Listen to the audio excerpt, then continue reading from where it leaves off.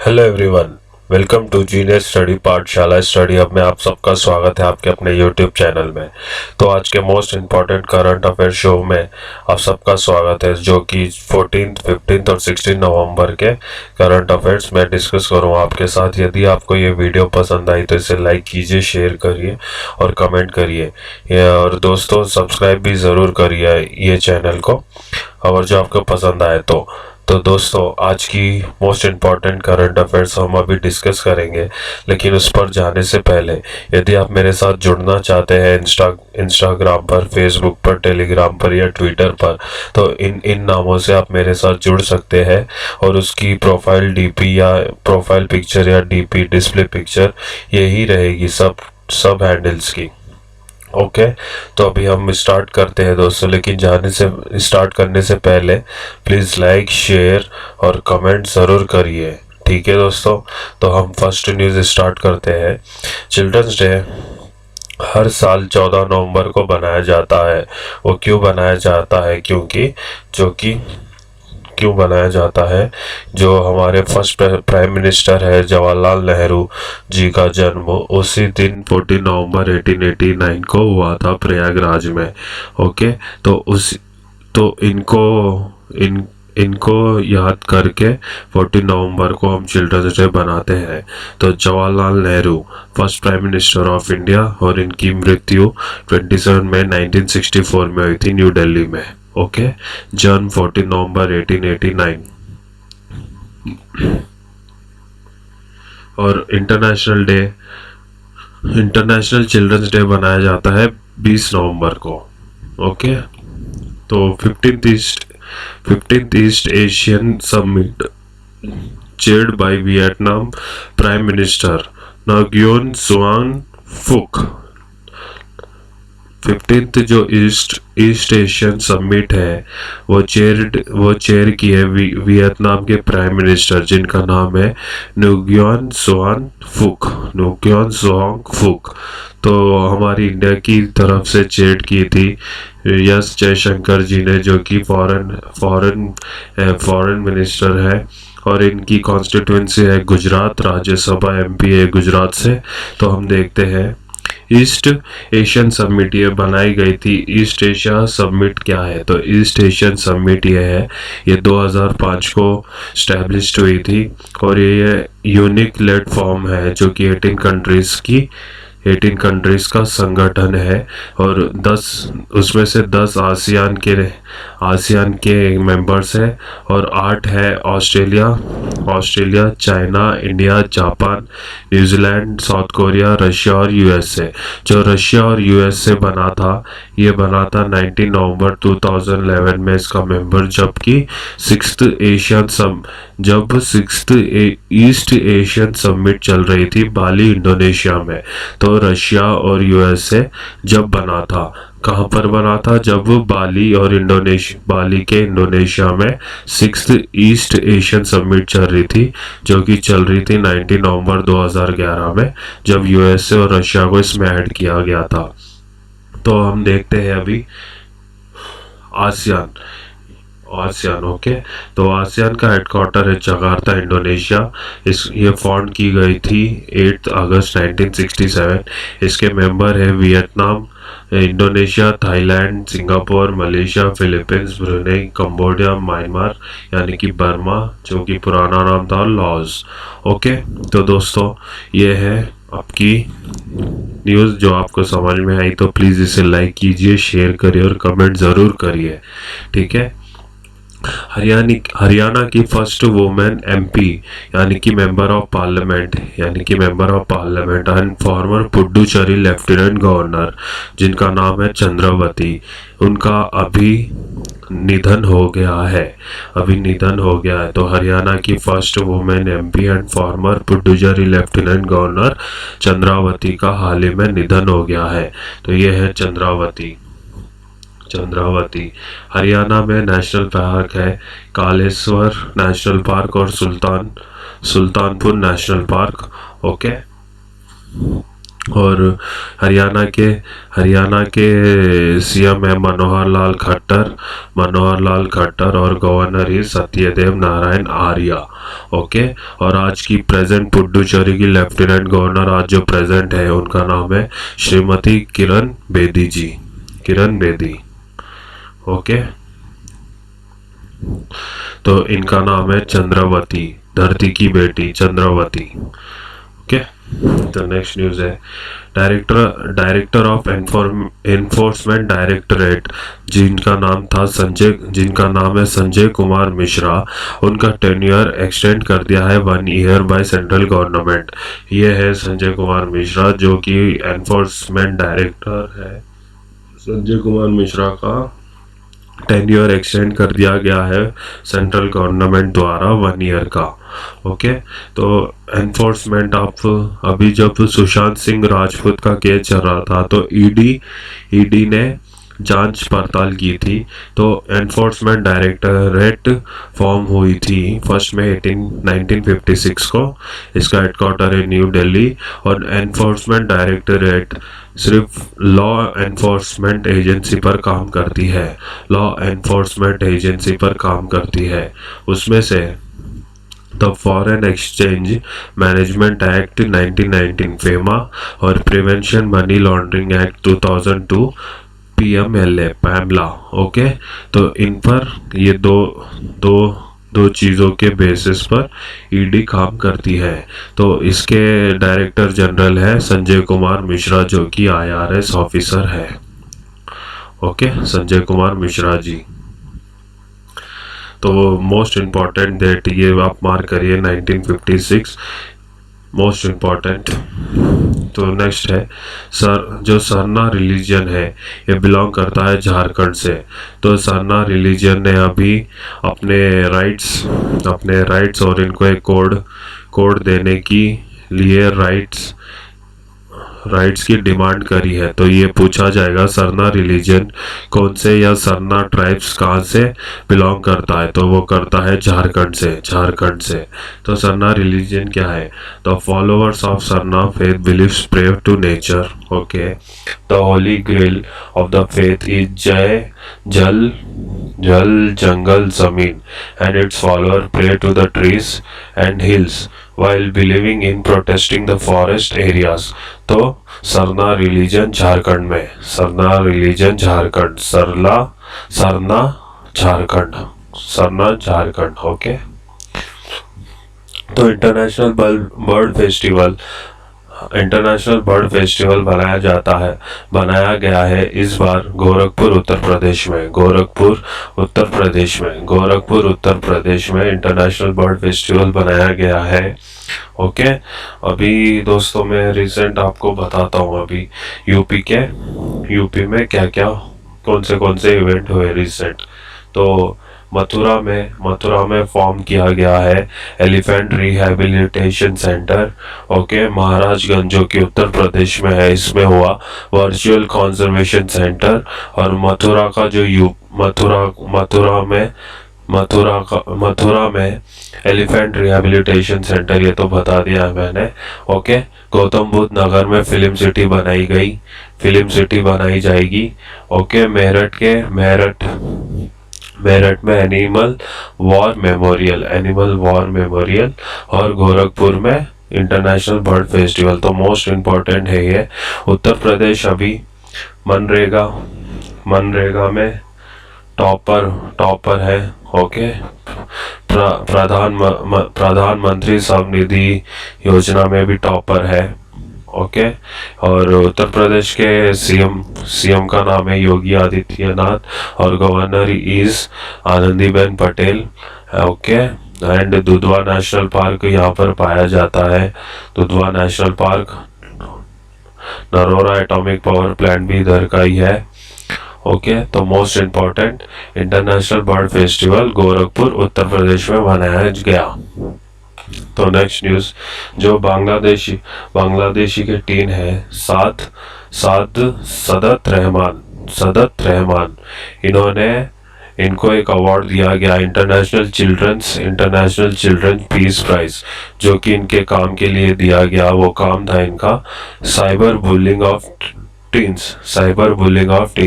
इन्होंने वो एक स्टॉप करने के लिए एक ऐप बनाई जिसका नाम था cyber bullying of teens. Okay, और ये ऐप का नाम था साइबर टीन्स। और ये मलाला यूसुफजाई, जो कि नोबेल पीस प्राइज विनर है, ओके, इन्होंने ये अवार्ड दिया, जो कि सेरेमनी हो रही थी नीदरलैंड्स में। ओके, तो मलाला यूसुफजाई ने ये अवार्ड इनको प्रेजेंट किया। इनका नाम है सादत रहमान। बांग्लादेश की कैपिटल है Dhaka and currency is taka. Okay, और Vidya Devi Bhandari is the prime minister.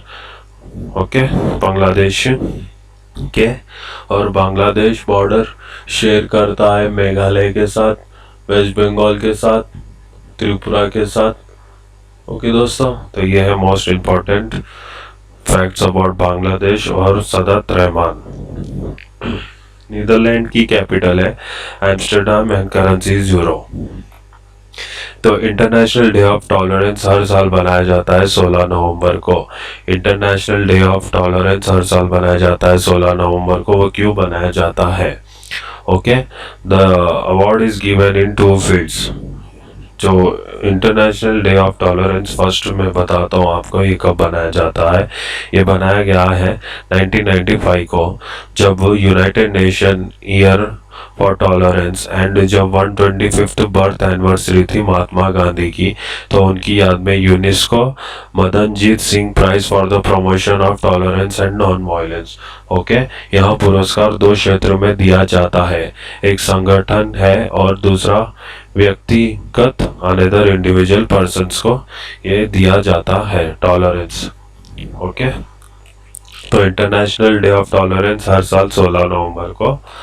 तो नेशनल प्रेस डे हर साल बनाया जाता है 16 नवंबर को। ये पहले बनाया गया था 4 जुलाई 1966। ओके, 1966, और स्टार्ट काम करना स्टार्ट हुआ था 16 नवंबर 1966 को। 16 नवंबर 1966 को, इसलिए ये नेशनल प्रेस डे बनाया जाता है। इंडियन प्रेस फ्रीडम इंडेक्स में इंडिया का रैंक था 143। ओके, लेजेंडरी एक्टर है सौमित्रा चटर्जी का निधन अभी हुआ, जो 85 वर्ष के थे। तो इनको अवार्ड मिला पद्म भूषण अवार्ड मिला 2004 में, दादा साहब फाल्के अवार्ड मिला 2012 में, knight of lion of honour 2018 में, Filmfare life time achievement award south 1994 में। और इनको और एक अवार्ड दिया गया जिनका नाम था फर्स्ट इंडियन फिल्म पर्सनालिटी थे ये, जो कि इनको ऑर्डर फ्रांस का हाईएस्ट अवार्ड मिला फॉर आर्टिस्ट के लिए। तो उसका नाम है ऑर्डर देस आर्ट्स एट देस लेटर्स। ओके, लुइस हैमिल्टन ने फिर से और एक खिताब अपने नाम किया। अब की बार टर्किश ग्रैंड प्री टाइटल इन्होंने अपने नाम किया। तो इन्होंने लुइस हैमिल्टन है यूके से, और ये मर्सिडीज ड्राइवर है, और अपकमिंग इवेंट्स है बहरेन, रोलेक्स और अबू धाबी ग्रैंड प्री। इसमें हम देखते हैं कौन जीतेगा। ओके दोस्तों, तो उनकी डेट भी मैंने डिस्क्राइब कर दी है। तो ये है लिस्ट पूरी। ऑस्ट्रेलियन ग्रैंड प्री देखिए अब वाल्टेरी बोटास ने जीती। Okay, 17th anniversary grand pre जीती मैक्स वर्स्टापेन ने। Okay, and Italian grand pre जीती पियरे गैसली ने, और रशियन ग्रैंड प्री जीती वाल्टेरी बोटास ने। तो वाल्टेरी बोटास ने जीती ऑस्ट्रियन और रशियन। पियरे गैसले ने जीती इटालियन, और 70th ग्रैंड प्री जीती ओके मैक्स वर्स्टापेन ने। तो बस हमको ये तीनों के नाम ही याद रखने, बाकी जो भी क्वेश्चन में आए तो हम लुइस हैमिल्टन को ही टिक करके आना आप लोग। तो ये एक ट्रिक हो गई है। तो लोनार लेक है महाराष्ट्र की, ये रामसर साइट डिक्लेयर कर दी गई है। तो इसके साथ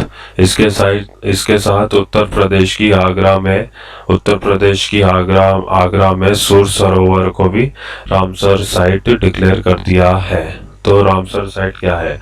Ramsar site is a wetland site designated to be of international importance under the Ramsar Convention. The Convention on Wetland, known as the Ramsar Convention, okay, environment treaty established in 1971 by UNESCO, which came into force in 1975. तो ये sign हुई थी।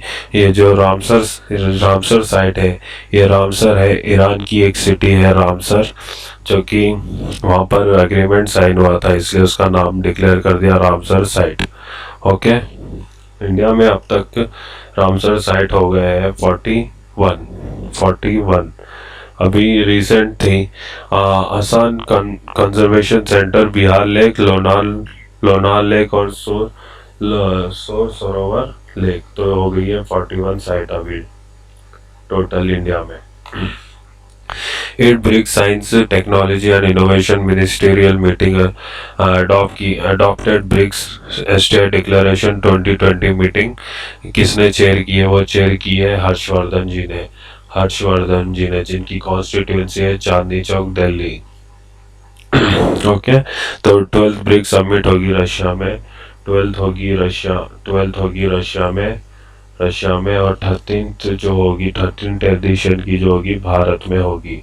तो 12th की होगी 2020 में और 13th की होगी 2021 में। प्राइम मिनिस्टर नरेंद्र मोदी ने स्टैचू ऑफ पीस को इनॉग्रेट करेंगे। वो कहाँ करेंगे? राजस्थान के पाली डिस्ट्रिक्ट में ये करेंगे। क्यों? वो 51st बर्थ एनिवर्सरी सेलिब्रेशन होगा जो कि जैन मॉन्क के आचार्य श्री विजय वल्लभ सुरीश्वर जी महाराज, इनकी याद में स्टैचू ऑफ पीस को इनॉग्रेट कर रहे हैं। वो कहाँ पर कर रहे हैं? राजस्थान पाली डिस्ट्रिक्ट में, जो कि 51st बर्थ एनिवर्सरी है इस जैन मॉन्क के आचार्य श्री विजय वल्लभ सुरीश्वर जी महाराज। राजस्थान की कैपिटल है जयपुर। ओके, राजस्थान के सीएम है अशोक गहलोत। ओके दोस्तों, तो और नेक्स्ट हम देखते हैं, दिल्ली गवर्नमेंट ने जीवन सेवा app for transformation of covid patients के लिए एक ऐप लॉन्च किया है। उसका नाम है जीवन सेवा, जो कि एक एम्बुलेंस है। ये एम्बुलेंस इनको लेके जाएगी पेशेंट्स को, और ये मोस्ट इम्पॉर्टेंट आप मार्क करिए, जो ये चलेगी ना, ये पेट्रोल से चलेगी ना, ये डीजल से चलेगी। ये चलेगी सिर्फ इलेक्ट्रिक व्हीकल, ये सिर्फ चलेगी इलेक्ट्रिक से। तो दिल्ली गवर्नमेंट ने ये अच्छा कदम उठाया है। ओके, तो दिल्ली के सीएम है Arvind Kejriwal and Anil Baijal is a lieutenant governor, और दिल्ली है यमुना नदी के किनारे। तो हम आते हैं अभी हमारे स्टैटिक पार्ट पर। तो नेशनल पार्क, अंडमान निकोबार का नेशनल पार्क है Campbell Galathea, Mahatma Gandhi marine national park, middle Button, mount Harriet, north Button island, Rani Jhansi marine national park, Saddle peak national park, south Button island national park. Chhattisgarh में गुरु घासीदास, इंद्रावती, कंगर घाटी नेशनल पार्क। हिमाचल प्रदेश में है इंदर किला, खीर Ganga, pin valley, symbol बाड़ा, great Himalayan national park. Jammu Kashmir में है डाचिगम, हेमिस, किश्तवाड़, सलीम अली, और Salim Ali bird sanctuary है गोवा में, that is in Goa. Okay, तो नेक्स्ट है बैंक और उनके हेडक्वार्टर्स, उसके चेयरमैन और उनकी टैगलाइन। तो इलाहाबाद बैंक का हेडक्वार्टर है कोलकाता में, इसके एमडी और सीईओ है एस मल्लिकार्जुना राव, और इसकी टैगलाइन है a tradition of trust. Andhra bank का कैपिटल हेडक्वार्टर है हैदराबाद में, और इसके यस पिनाकी रामास्वामी। और where India's bank, Axis bank का हेडक्वार्टर है मुंबई में, और इसके एमडी और सीईओ है मिस्टर अमिताभ चौधरी। और बढ़ती का नाम जिंदगी is the tagline of axis bank. बंधन बैंक का हेडक्वार्टर है कोलकाता, एमडी और सीईओ है इसके मिस्टर चंद्रशेखर घोष। और आपका भला सबकी भलाई बंधन बैंक की टैगलाइन। बैंक ऑफ वडोदरा जो इसका हेडक्वार्टर है, और मिस्टर संजीव चड्ढा जो इसके एमडी और सीईओ है।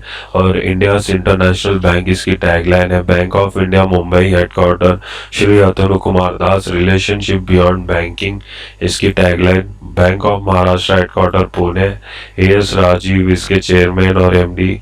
और वन फैमिली वन बैंक इसकी टैगलाइन। कैपिटल करेंसी और कंट्री कैपिटल और करेंसी, तो न्यूजीलैंड के Wellington currency dollar, Nicaragua Managua cordoba, Niger Niamey franc, Nigeria Abuja naira, Norway Oslo krone, और ओमान की Muscat currency real. Muscat currency is real. Okay, तो most important. तो thank you दोस्तों, और जो ये वीडियो पसंद आई तो प्लीज़ लाइक कीजिए, शेयर करिए और कमेंट ज़रूर करिए दोस्तों, यदि आप कुछ इम्प्रूवमेंट चाहते हैं तो। और दोस्तों ज़रूर मेरे चैनल या आपके चैनल को प्लीज़ सब्सक्राइब कर दीजिए। और थैंक यू दोस्तों, ऑल द बेस्ट, अच्छे से तैयारी कीजिए।